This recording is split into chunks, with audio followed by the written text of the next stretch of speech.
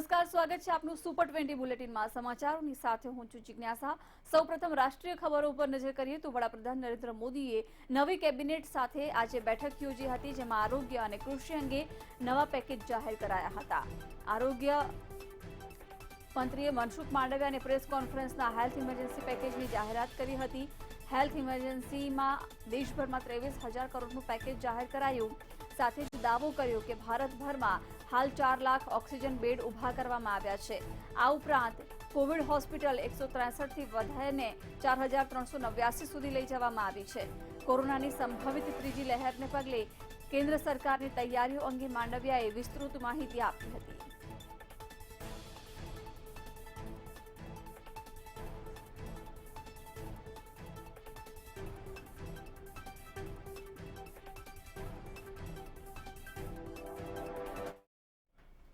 કેન્દ્રીય કેબિનેટમાં ધરખમ ફેરફારો સાથે મોદી શાસનનું અત્યાર સુધીનું સૌથી મોટું મંત્રીમંડળ બનાવવામાં આવ્યા બાદ હવે વડાપ્રધાન એક્શન મોડમાં હોય તેમ આજથી જ મેરેથોન મિટિંગોનો દોર શરૂ થયો।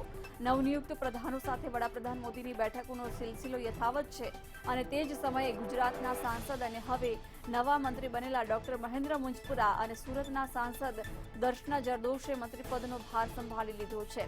મુંજપરાને મહિલા અને બાળ વિકાસ કલ્યાણ વિભાગના રાજ્યમંત્રી તરીકેનો ચાર્જ સંભાળ્યો છે, જ્યારે દર્શનાબેન જરદોશે રેલવે રાજ્યમંત્રી તરીકેનું મંત્રીપદ સવારે જ સંભાળી લીધું હતું।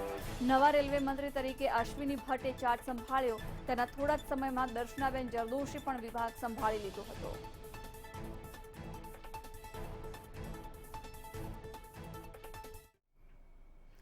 ભારતીય જનતા પાર્ટીના રાજ્યસભાના સભ્ય ભૂપેન્દ્ર યાદવે ગુરુવારે શ્રમ અને રોજગાર મંત્રાલયનો હવાલો સંભાળ્યો। તેમણે આ ચાર્જ એવા સમય સંભાળ્યો છે જ્યારે કામદાર વર્ગ, ખાસ કરીને અસંગઠિત ક્ષેત્રમાં કામ કરતા લોકો કોરોના રોગચાળાથી વધુ અસરગ્રસ્ત છે। આ ઉપરાંત લોકસભાના સભ્ય રામેશ્વર તેલીએ શ્રમ અને રોજગાર રાજ્યમંત્રીનું પદ સંભાળ્યું હતું। યાદવ ભાજપના વરિષ્ઠ નેતા છે અને 8 વખતના લોકસભા સભ્ય સંતોષકુમાર ગંગવારની જગ્યા તેમણે લીધી છે। ગત વર્ષે સાંસદ દ્વારા પસાર કરાયેલા 4 શ્રમ કાયદાના અમલીકરણમાં વિલંબ અને અસંગઠિત કામદારોની નોંધણી માટે પોર્ટલ સ્થાપવા જેવા અનેક મુદ્દાઓ સાથે શ્રમ મંત્રાલય ઝઝૂમી રહ્યું છે, જે ભૂપેન્દ્ર યાદવ સામે એક મોટો પડકાર છે।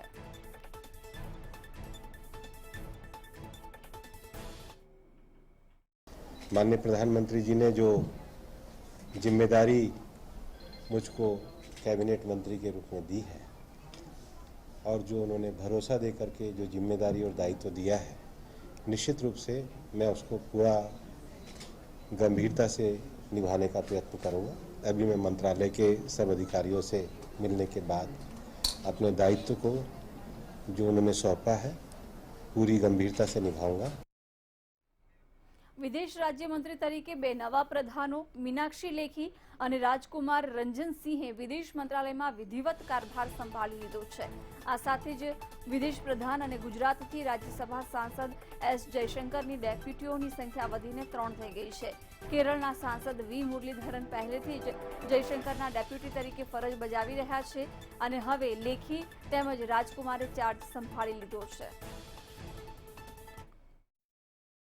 देखिए, कोई भी काम संजीदगी के साथ, ईमानदारी के साथ पूरा किया जाना चाहिए और जिस हमारी जो नेतृत्व ने मुझ पर ये दायित्व दिया है, प्रधानमंत्री जी, गृह मंत्री जी, हमारे पार्टी के अध्यक्ष और पूरी टीम जिन्होंने इस दायित्व के लायक मुझको समझा है, मैं उनके प्रति आभार व्यक्त करना चाहती हूँ और ये भी कहना चाहती हूँ कि मेरी ओथ की एक एक शब्द, निष्ठा, प्रतिज्ञा जो है वो एक एक शब्द को हम सच्चा करके दिखाएंगे।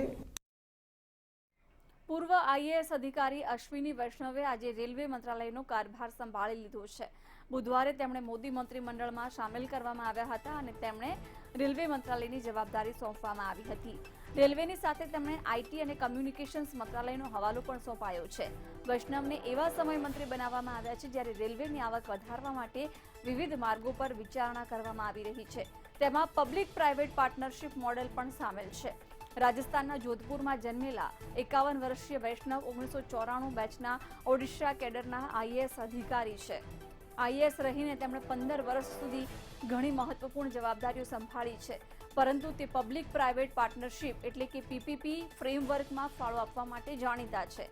હવે કેબિનેટ પ્રધાન અને તેમાં પણ રેલવે મંત્રી તરીકે મોદી સરકારમાં જોડાવાથી ઘણા લોકોને આશ્ચર્ય થયું છે।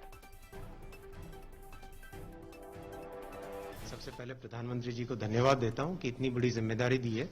रेलवे प्रधानमंत्री जी के बहुत ही उनके विजन में बहुत बड़ा हिस्सा है और प्रधानमंत्री जी का विजन रेलवे के लिए जैसे जन जन तक ट्रांसफॉर्म हो लोगों की लाइफ, एक आम आदमी, एक गरीब, एक वंचित, एक किसान, पिछड़े से पिछड़े व्यक्ति को भी रेलवे के बेनिफिट मिले, ऐसा उनका बड़ा विजन है। तो इस विजन के लिए मैं काम करूंगा और प्रधानमंत्री जी के विजन को इम्प्लीमेंट करने के लिए मैंने કેન્દ્રીય મંત્રીમંડળના વિસ્તરણમાં પોતાના પુત્રને સ્થાન ન મળતા ઉત્તર પ્રદેશમાં ભાજપના સહયોગી નિષાદ પાર્ટીના વડા સંજય નિષાદ દુહાપુઆ થઈ ગયા છે। તેમણે ભાજપને રીતસરની ચેતવણી આપી દીધી છે કે મારા પુત્ર પ્રવીણને કેબિનેટમાં ન લીધું તો તેના પરિણામ ભોગવવા માટે તૈયાર રહો। તેમણે સવાલ પૂછ્યો હતો કે જો અનુપ્રિયા પટેલને કેબિનેટમાં સમાવવામાં આવી શકે છે તો પ્રવીણ નિષાદને શા માટે સમાવવામાં ન આવી શકે, એવો સવાલ પણ તેમણે ઉઠાવ્યો। અમારો સમાજ ભાજપથી દૂર થઈ રહ્યો છે। કોંગ્રેસ, એસપી અને બીએસપી અમારા સમાજ સાથે છેતરપિંડી કરી છે અને હવે તેમને લાગી રહ્યું છે કે ભાજપ પણ તેવું જ કરી રહ્યું છે।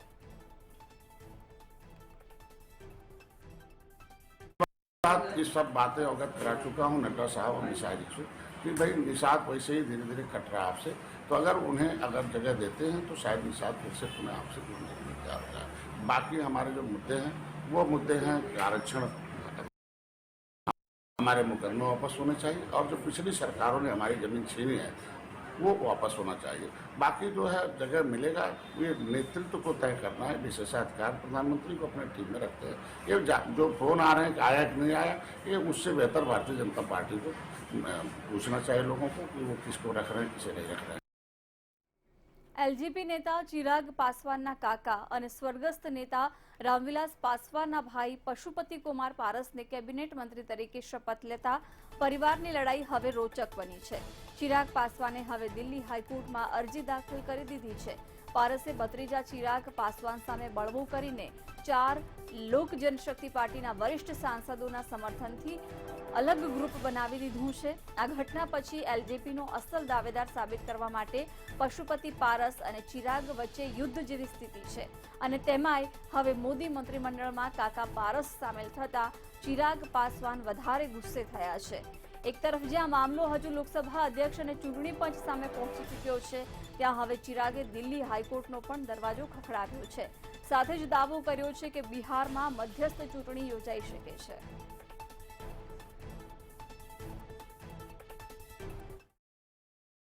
कई ऐसे असंतुष्ट जनता दल यूनाइटेड के विधायक हैं जो हम लोग के संपर्क में हैं और आज के बाद तो और ज्यादा, क्योंकि आपने अपने नेताओं को आपने प्राथमिकता ही नहीं दी। सिर्फ एक मंत्री, दूसरा मेरे परिवार को तोड़ने के लिए, मुझसे बदला लेने के लिए आपने जबरदस्ती मेरे परिवार के सदस्य का नाम आपने सामने दिया, जबकि आपकी पार्टी में कई ऐसे महत्वपूर्ण हैं। भाई ललन सिंह जी का क्या होगा? उनकी तो एक अहम भूमिका रही थी इस पूरे प्रकरण में। आपकी पार्टी में केसी त्यागी जी हैं, कितने और महत्वपूर्ण लोग हैं, उपेंद्र कुशवाहा जी हैं, सबको आपने नजरअंदाज कर दिया। संतोष कुशवाहा जी, उनका नाम इतनी मजबूती से चल रहा था, सबको नजरअंदाज कर कर आपने सिर्फ और सिर्फ अपनी रंजिश निकालने के लिए मेरे परिवार के सदस्य का नाम आगे कर दिया। ऐसा अपने पांव पे कोई कुल्हाड़ी मारे देखा नहीं मैंने कभी। પૂર્વ મુખ્યમંત્રી દિગ્વિજય સિંહનું મોટું નિવેદન સામે આવ્યું છે। જો હિન્દુ અને મુસ્લિમના ડીએનએ સમાન છે તો પછી ધાર્મિક રૂપાંતર કાયદાની શું જરૂર છે? લવ જિહાદ કાયદાની શું જરૂર છે? દિગ્વિજય સિંહે કહ્યું કે મોહન ભાગવત અને ઓવૈસીના ડીએનએ એક સરખા છે। દિગ્વિજય સિંહે કેટલાક મંત્રીઓના રાજીનામા અંગે કહ્યું કે વડાપ્રધાન નિર્ણય કરે છે કે મંત્રીમંડળમાં કોણ રહે છે કે નહીં। હું આ અંગે કોઈ ટિપ્પણી કરીશ નહીં। આરોગ્ય પ્રધાન એક સારો માણસ છે, પરંતુ તેમનો કાર્યકાળ નોંધપાત્ર નથી। રવિશંકર પ્રસાદ અને પ્રકાશ જાવડેકરને સારા પ્રધાન માનવામાં આવતા હતા, છતાં તેમની હકાલપટ્ટી અનેક સવાલો ઊભા કરી રહી છે। તેમણે પોતાના જૂના કોંગ્રેસી મિત્ર જ્યોતિરાદિત્ય સિંધિયાને મંત્રી બનાવવા બદલ અભિનંદન આપ્યા હતા। डीएनए हिंदू और मुसलमान का एक है, तो फिर धर्म परिवर्तन के कानून की क्या आवश्यकता है?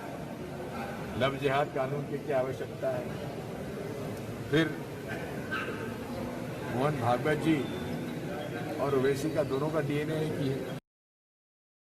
નવા કાયદા અને ન્યાયપ્રધાન કિરેન રિજિજુએ ગુરુવારે સવારે દિલ્હીમાં તેમનું કાર્યાલય સંભાળી લીધું. મોદી મંત્રીમંડળ વિસ્તરણમાં સૌથી મોટો ઉલટફેર આ જ હતો કે રિજિજુને રવિશંકર પ્રસાદનું સ્થાન આપવામાં આવ્યું. રિજિજુને ન માત્ર મોટી કમાન મળી છે, પરંતુ તેમણે એક પ્રકારે મંત્રીમંડળમાં પ્રમોશન મળ્યું છે. રિજિજુએ આજે બૌદ્ધ સાધુઓની હાજરીમાં ચાર્જ સંભાળ્યો હતો. ચાર્જ સંભાળતાની સાથે જ તેમણે પદને એક મોટી જવાબદારી ગણાવી અને આગામી સમયમાં અનેક પડકારો પાર પાડવાનો પણ ઉલ્લેખ કર્યો હતો. પૂછવામાં આવ્યું કે શું તે તેના પુરોગામી રવિશંકર પ્રસાદની મદદ લેશે, ત્યારે રિજિજુએ કહ્યું કે કાયદા મંત્રાલયના વરિષ્ઠ અધિકારીઓ દ્વારા તેમણે બાકી રહેલી બાબતો વિશે માહિતગાર કરવામાં આવ્યા છે અને આ એક ટીમ વર્ક છે અને એકલાથી કંઈ થતું નથી. प्रधानमंत्री जी ने जो भरोसा जताया उस पर खरा उतरना और देश के लोगों के अपेक्षा है, आकांक्षाएं हैं, उसको पूरा करने के लिए हमको बहुत मेहनत करना पड़ेगा और जब आदमी दिल लगा के काम करेगा तो मैं मानता हूं कि अच्छा रिजल्ट आ सकते हैं. आदरणीय प्रधानमंत्री जी का मार्गदर्शन में सारा सरकार का हर विभाग काम कर रहे हैं, वैसे ही इस नए विभाग का भी कामकाज करने का मेरा प्रयास रहेगा. अपनी टीम के साथ काम करेंगे. जहां अच्छा टीम रहता है वहां काम भी अच्छा होता है. હિમાચલ પ્રદેશના પૂર્વ મુખ્યમંત્રી અને કોંગ્રેસી નેતા વીરભદ્રસિંહનું 87 વર્ષની ઉંમરે અવસાન થયું છે. લાંબી બીમારી સામે ઝઝૂમ્યા બાદ ગુરુવારે સવારે 3:40 કલાકે તેમણે શિમલા ખાતેની Indira Gandhi medical college and હોસ્પિટલમાં અંતિમ શ્વાસ લીધા. વીરભદ્રસિંહ છેલ્લા 2 મહિનાથી હોસ્પિટલમાં દાખલ હતા અને તેમણે કોરોનાને 2 વખત માત આપી હતી. છેલ્લા 2 દિવસથી તેમને શ્વાસ લેવામાં મુશ્કેલી પડી રહી હતી, જેથી તેમને વેન્ટિલેટર સપોર્ટ પર રાખવામાં આવ્યા હતા. તેઓ 6 વખત હિમાચલ પ્રદેશના મુખ્યમંત્રી રહી ચૂક્યા છે, જેના પરથી હિમાચલના રાજકારણમાં તેમનું કદ કેટલું મોટું હતું તેનો અંદાજો લગાવી શકાય છે. આ ઉપરાંત વીરભદ્રસિંહ 9 વખત ધારાસભ્ય રહી ચૂક્યા હતા અને સાથે જ 5 વખત સાંસદ તરીકે પણ પસંદગી પામ્યા હતા. વીરભદ્રસિંહે 6 વખત મુખ્યમંત્રી તરીકે હિમાચલ પ્રદેશની કમાન સંભાળી હતી. હાલ તેઓ સોલન જિલ્લાના અરકી ખાતેથી ધારાસભ્ય હતા. તેમની રાજકીય કારકિર્દી અનેક ઉપલબ્ધિઓથી ભરેલી છે અને અનેક રાજકીય રેકોર્ડ તેમના નામે નોંધાયેલા છે. તેઓ સાંસદ, કેન્દ્રીય મંત્રી અને મુખ્યમંત્રી સહિતના અનેક મહત્વના પદ પર રહી ચૂક્યા છે. તેમણે બુધવારે બપોરે આઈજીએમસીમાં દાખલ કરવામાં આવ્યા હતા. ડોક્ટર્સના કહેવા પ્રમાણે છેલ્લા થોડા સમયથી તેઓ શરદી ખાંસીથી પીડાઈ રહ્યા હતા, જેથી તેમને શ્વાસ લેવામાં મુશ્કેલી પડી રહી હતી.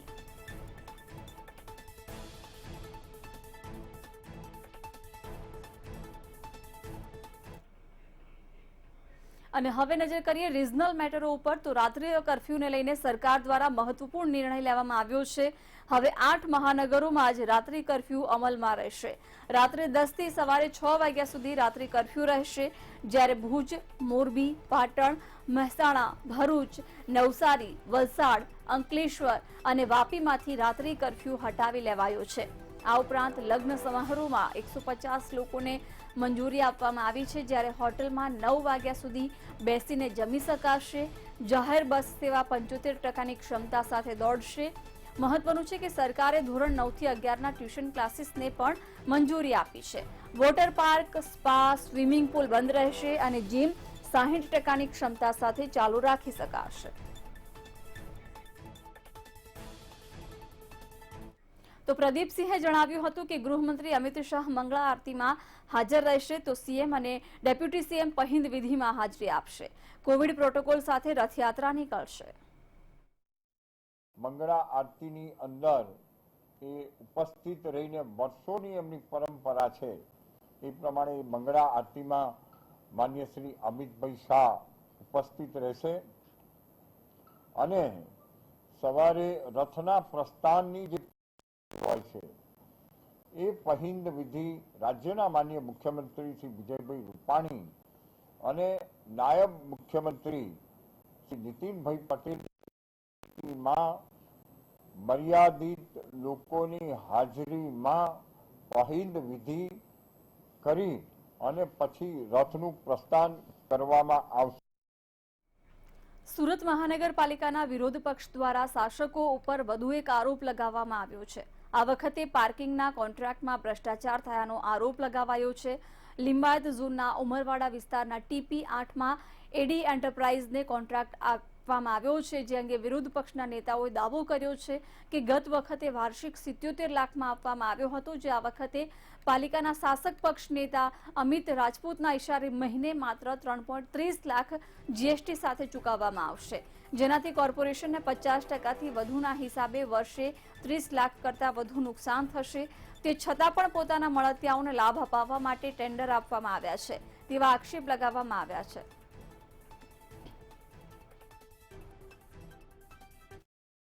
સુરત મહાનગરની અંદર આવેલા પે એન્ડ પાર્કિંગ જે છે એમની જે એજન્સીઓને અત્યાર સુધી જે કોન્ટ્રાક્ટ આપવામાં આવેલ હતા એ કોન્ટ્રાક્ટ પૂરા થઈ જતા નવા ટેન્ડરો બહાર પાડવામાં આવેલા હતા અને ઓનલાઈન બીડ જેમને ભરેલી હતી, અચાનક સત્તાધીશોને ખબર નહીં શું સૂઝ્યું અથવા તો પોતાના મેળા પીપણામાં પોતાના મળતિયાઓને। સુરત મહાનગરપાલિકાના 4 પદાધિકારીઓ અને મ્યુનિસિપલ કમિશનર માટે 5 નવી ગાડીઓ ખરીદવા બાબતે વિવાદ વણસ્યો છે। પાલિકા દ્વારા નવી ગાડીઓ ખરીદવાની તજવીજ હાથ ધરવામાં આવતા જ પાલિકાના વિરોધ પક્ષ નેતાએ તેનો વિરોધ નોંધાવ્યો। નવી ગાડીઓ ખરીદવા બાબતે પાલિકાના શાસકો દ્વારા એવું જણાવવામાં આવ્યું કે જે ગાડીઓ હાલ વપરાશમાં છે તે જૂની થઈ ગઈ છે, જેને લઈ તેનો રિપેરિંગ ખર્ચ વધુ આવે છે। જણાવવાનું કે એવું જાણવા મળ્યું છે કે સુરત મહાનગરપાલિકાના ભ્રષ્ટાચારી સત્તાધીશો દ્વારા 5 નવી ઇનોવા કાર લેવા માટેની તજવીજ હાથ ધરવામાં આવી છે અને એવું કારણ દર્શાવવામાં આવ્યું છે કે ઘણી બધી ગાડીઓ જૂની થઈ ગઈ છે, જે ઘણી ખર્ચાળ છે, એટલા માટે નવી ગાડીઓની જરૂરિયાત છે, એટલે 5 ગાડીઓ લે છે। જી સુરત મ્યુનિસિપલ કોર્પોરેશનમાં 5 પદાધિકારીઓની જે ગાડી લેવાનો વિષય વિપક્ષ જે રીતે વિરોધ કરી રહ્યો છે, ખરેખર તો વિપક્ષને મારે કહેવું છે કે આપ અમારા વર્કશોપમાં સુરત મ્યુનિસિપલ કોર્પોરેશનનું જે વર્કશોપ છે કે જ્યાં તમામ ગાડીઓ જતી હોય છે, તો એ વર્કશોપના રિપોર્ટ પ્રમાણે આ ગાડીઓ લેવાનું એક આયોજન કર્યું છે। કોરોનાને કારણે ધોરણ 10 અને 12ના વિદ્યાર્થીઓને રાજ્ય સરકારે માસ પ્રમોશન આપ્યું છે, ત્યારે હવે રેગ્યુલર વિદ્યાર્થીની જેમ રિપીટર વિદ્યાર્થીઓને માસ પ્રમોશનની માંગ સાથે ધરણા પર ઉતર્યા। ગાંધીનગરમાં સત્યાગ્રહ સાવણી પાસે વિદ્યાર્થીઓ ધરણા પર ઉતર્યા, તો ધરણાને પગલે વિદ્યાર્થીઓની અટકાયત પણ કરવામાં આવી હતી। રજૂઆત છે ધોરણ 10 અને 12ના રિપીટરો અને એક્સટર્નલ વિદ્યાર્થીઓની એક્ઝામ રદ કરવાની। તમે રેગ્યુલર સ્ટુડન્ટ માસ પ્રમોશન આપી શકો છો તો રિપીટરને કેમ નહીં? અમને પણ કોરોના થઈ શકે છે, અમને કોરોના થાય તો જવાબદારી કોની?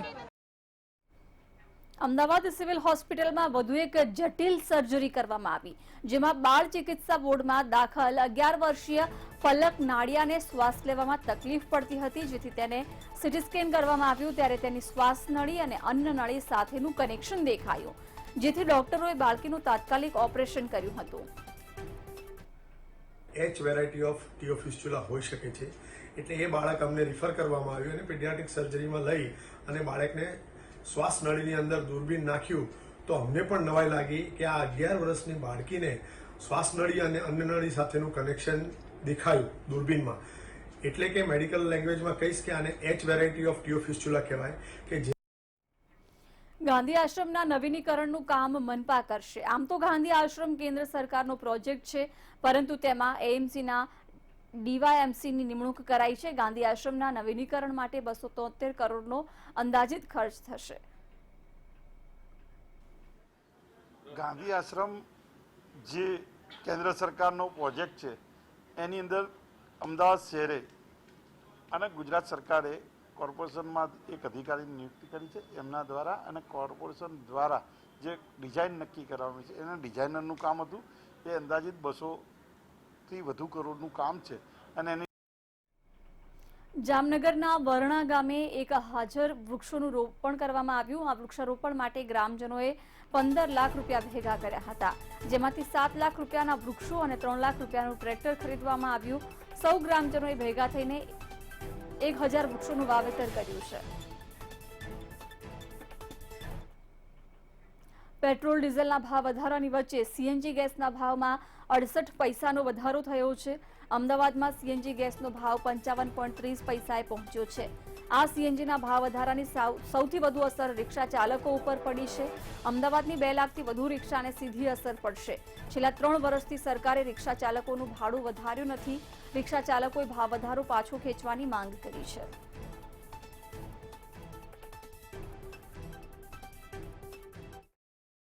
આવ્યો છે। અગાઉ પણ 2 વખત અમે આનો વિરોધ કર્યો છે। અમે સરકારને એક જ રજૂઆત કરીએ છીએ, ગેસનો ભાવ ના વધારો, કારણ કે જ્યારે ગેસનો ભાવ વધે છે તો અમે ભાડું કદાચ વધારે માગીએ તો એ જનતા ઉપર ભાર પડતો હોય। આજે જનતા મોંઘવારીમાં પીસાઈ રહી છે અને એમાં ખાસ અમારા રિક્ષા ચાલકો હાલ ધંધો રોજગાર ન હોવાથી ખૂબ જ પીસાઈ રહ્યા છે। અને હવે નજર કરીએ ટોપ 10 ઇન્ટરનેશનલ એક્સપ્રેસ પર।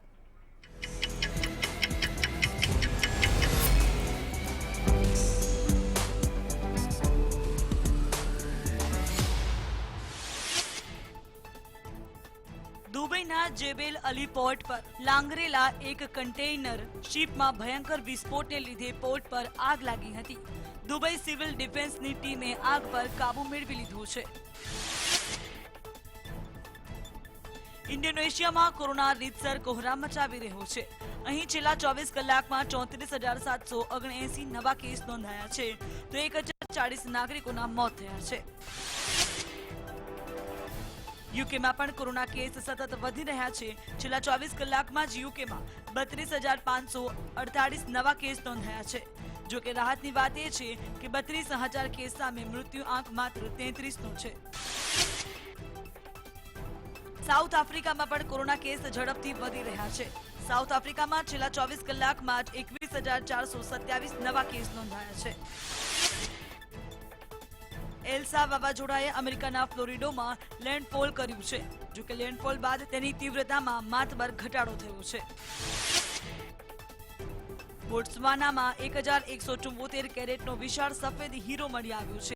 ગયા મહિને જ આવો એક વિશાળ હીરો મળ્યા બાદ આ બેક ટુ બેક બીજી ઘટના છે।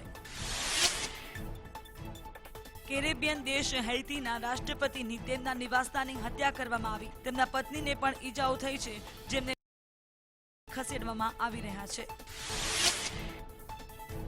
શ્રીલંકન ટીમે પોતાના ખેલાડીઓને કોન્ટ્રાક્ટ વિવાદમાં સ્થિતિ સ્પષ્ટ કરવા માટે આજની ડેડલાઇન આપી છે। આજે શ્રીલંકા ક્રિકેટમાં નવા જૂની થઈ શકે છે। વિમ્બલ્ડનની ક્વાર્ટર ફાઇનલમાં રોજર ફેડરરનો પરાજય થવા સામે જ 21મો ગ્રાન્ડ સ્લેમ જીતવાના તેના સપના પર પાણી ફરી વળ્યું છે। યુરો કપની સેમીફાઇનલમાં ડેનમાર્કને 2-1 થી હરાવી ઇંગ્લેન્ડ ફાઇનલમાં। યુરો કપના ઇતિહાસમાં પહેલીવાર પહોંચ્યું ફાઇનલમાં ઇટાલી સાથે ટકરાશે।